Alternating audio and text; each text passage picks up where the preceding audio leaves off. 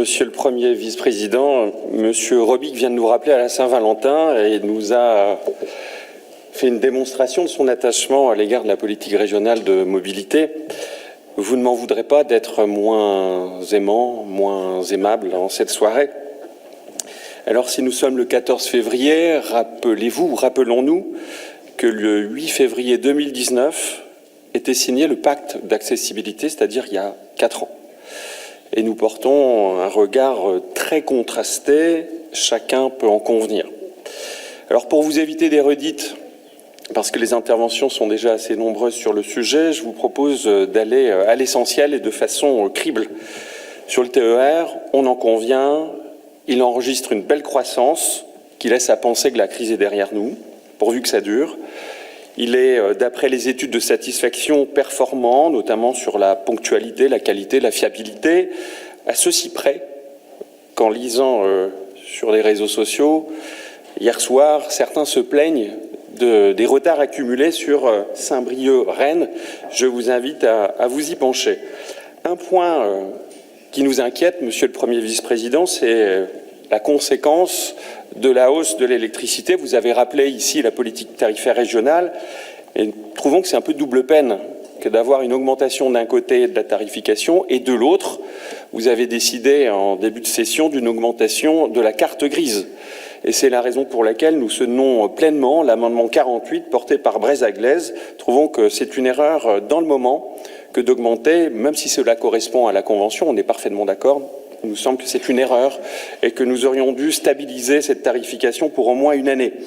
Et puisque nous sommes quasi en fin d'année à mi-parcours de la Convention TER, nous vous invitons dans les mois à venir à réfléchir avec nous à cette analyse de mi-parcours pour voir concrètement quelles sont les améliorations à apporter sur les années qui vont nous amener jusqu'à 2028.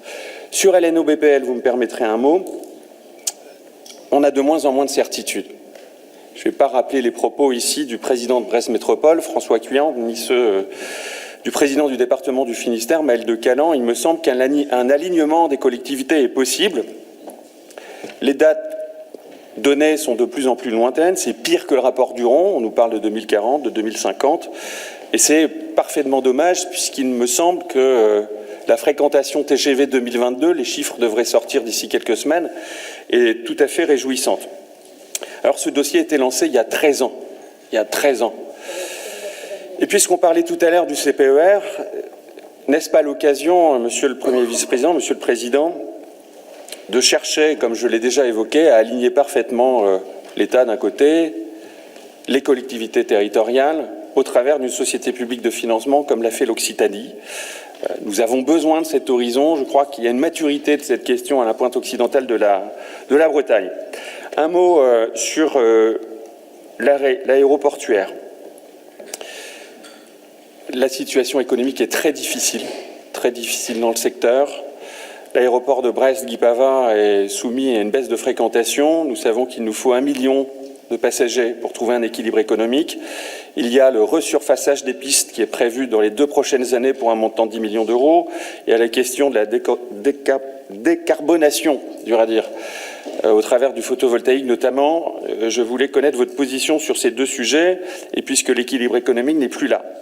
Comment faire? C'est un peu, d'ailleurs, en la matière, stupeur et tremblement dans le bras de fer Chalère-Céleste, qui ne présente pas tout à fait la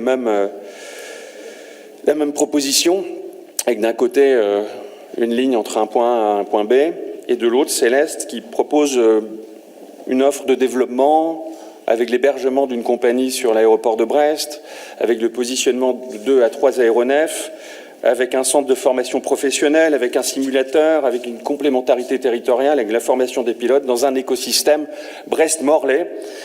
Notre groupe donne sa préférence à cette proposition. Nous n'avons pas tous les éléments, mais nous avons la préférence de ce dossier. Nous aurions voulu vous entendre. Et puisqu'il me reste 20 secondes, sur le transport routier, il y a la question de la formation des chauffeurs. Nous n'avons que 300 places pour 600 demandes aujourd'hui.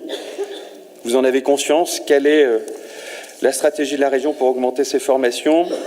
Sur Corrigo, on est parfaitement en phase avec vous, c'est une réussite. Il faut aller plus loin en matière de multimodalité et faire en sorte que se superpose l'ensemble des réseaux. Je l'ai déjà dit depuis 9 ans dans cette Assemblée. Et le dialogue entre les AOM doit être parfaitement maîtrisé. Voilà, Monsieur le Président, ce que je souhaitais vous dire.